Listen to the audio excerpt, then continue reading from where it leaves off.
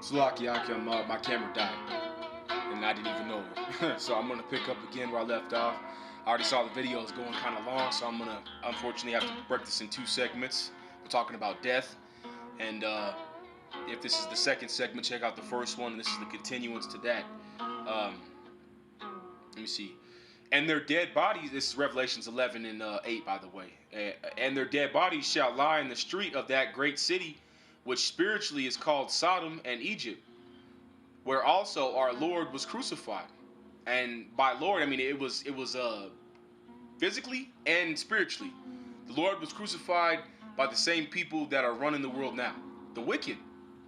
Okay, the so-called Caucasians and the Edomites. And I know that's straying away from the point, but the point is, okay, there's gonna be a lot of dead people out here. They're gonna lie on the street. It's gonna be a mortuary in America.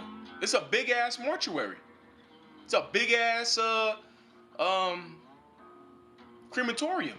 In fact, that's the best way to put it, because those dead bodies are gonna get cremated when that nuclear missile comes. We all are.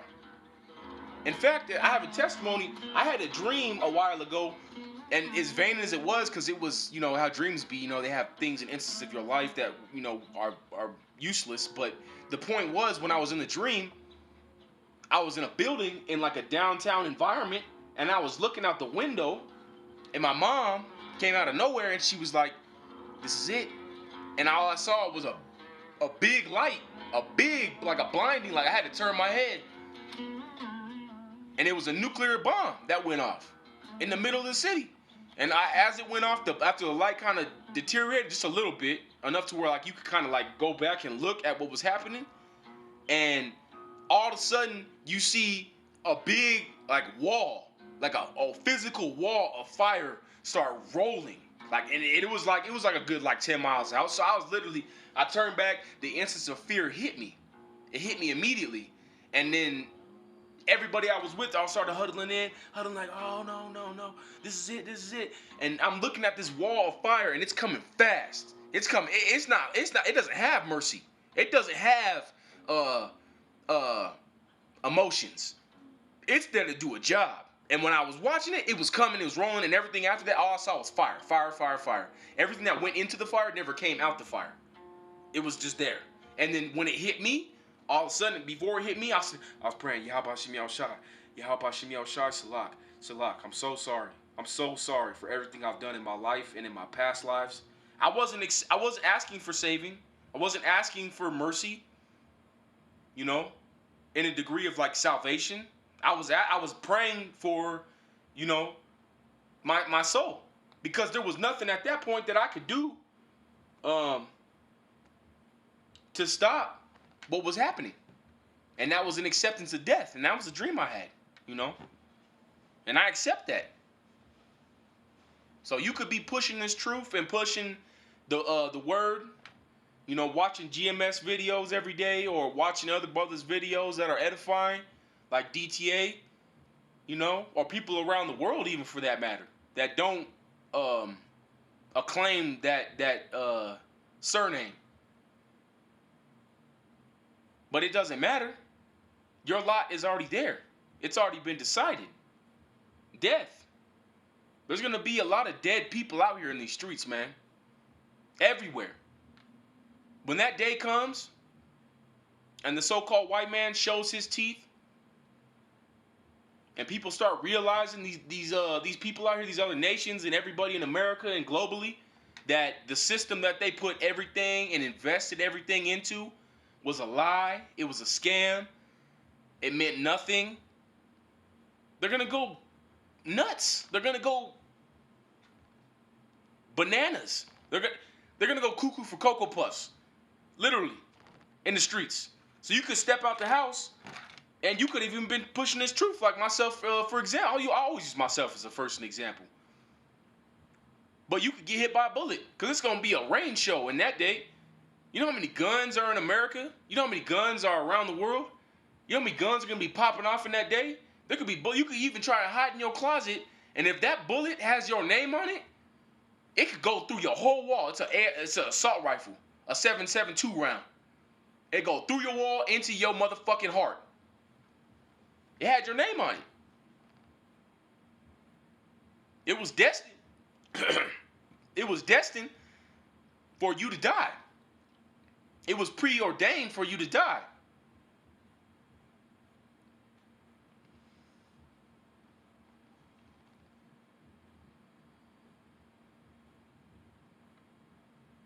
And they of the people and kindreds and tongues and nations shall see their dead bodies 3 days and a half, and shall not suffer their dead bodies to be put in graves.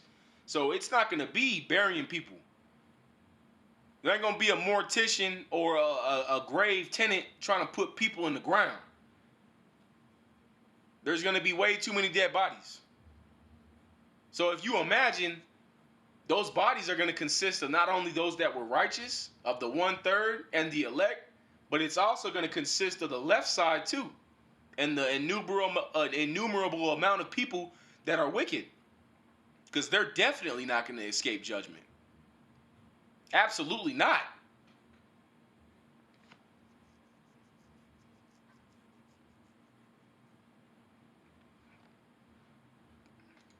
And I'm gonna end it on this.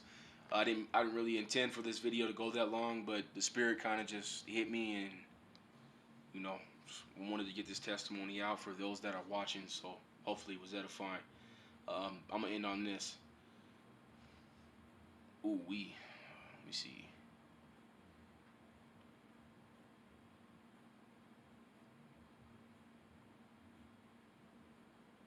This is Romans chapter 6 and verse 7. For he that is dead is freed from sin.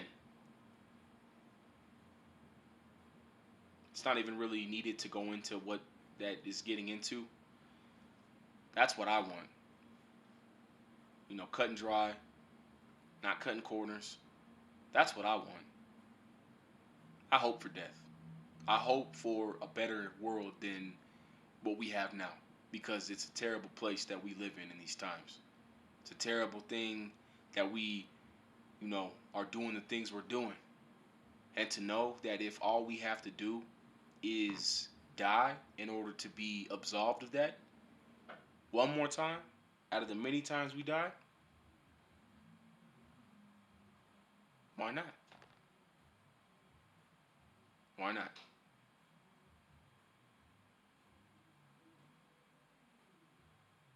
Now, if we be dead with the Mashiach, we believe that we shall also live with him. That's what we believe in GMS. Aside from you scoffers and aside from you agents that get paid great sums of money to be harassive, you know, that's what we want. We want to be just like Hamashiach, who the world calls Jesus Christ. Hamashiach Yahushua. Okay, that's all we want. We just want to go home. We just want to be free. We just want to stop doing wrong. That's all we want. We just want the world to be a better place. We want everybody to be better. And of course, there's going to be things that come with that, because there's penalties for things you do. You have to be held accountable for what you do. But ultimately, when the kingdom comes, Israel's going to be perfect. You don't have to look at your fellow brothers and sisters a part of the 2/3 or yourself. You start with yourself, and then you look at the people around you that are destroyed, and they have no intention or want to be better or to find a way out of what they're doing. It's sad. So all we got to do is die, brothers and sisters. That's all we got to do. So when you find yourself in that day and you're getting lined up in a firing squad, you know, they got your hands zip tied behind your back, or they're walking you up in front of a crowd of people, or maybe even not a crowd, and you're getting knelt down, and they put your head in that little nook, and they put it in that thing that, you know, like a guillotine, and they put the top block on, and your head is held in place from your neck.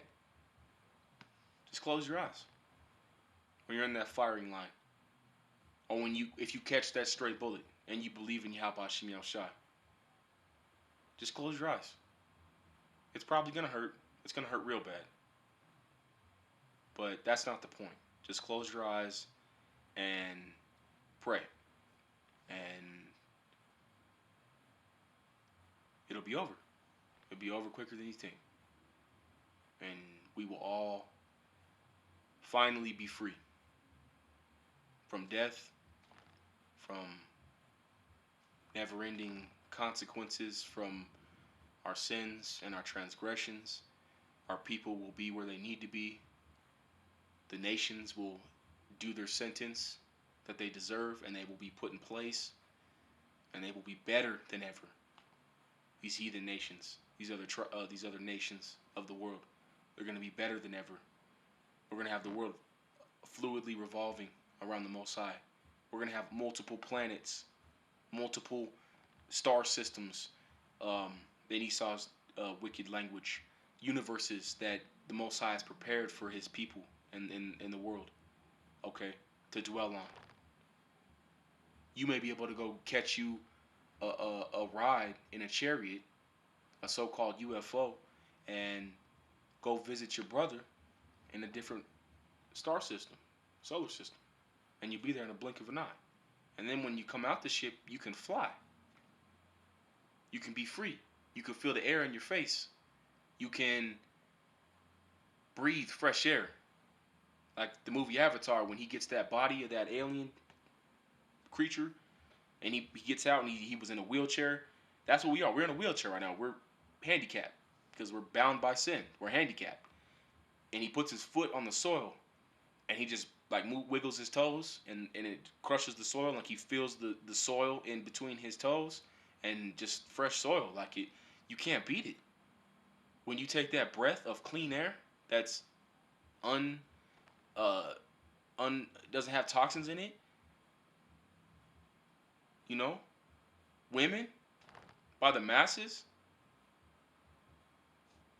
You have so many women that you can't even count. Innumerable women that actually want to talk to you, that actually want to care for you, that actually want to, do things for you and not hurt you. You have a vineyard. Maybe you have like a little vineyard. Have a little farm. You have time to where you don't have to worry about things. You have kids, and you can raise your kids, and you can teach your sons and your daughters, and you can you can even hold their hands, which a lot of us brothers can't even do. You can't even hold your own kid's hand in this side. You can be with them. You can hold them at night when they're little tiny babies, which most of us didn't even get the opportunity to do that.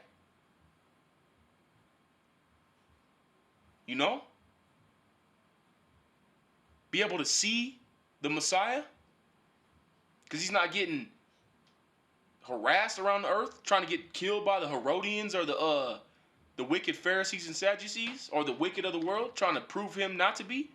He's going to be the king, and can you imagine that? Can you imagine actually talking to Yahushua if you had the blessing to do so? Can you imagine being in his presence? Like you in the same airspace as the King of all kings.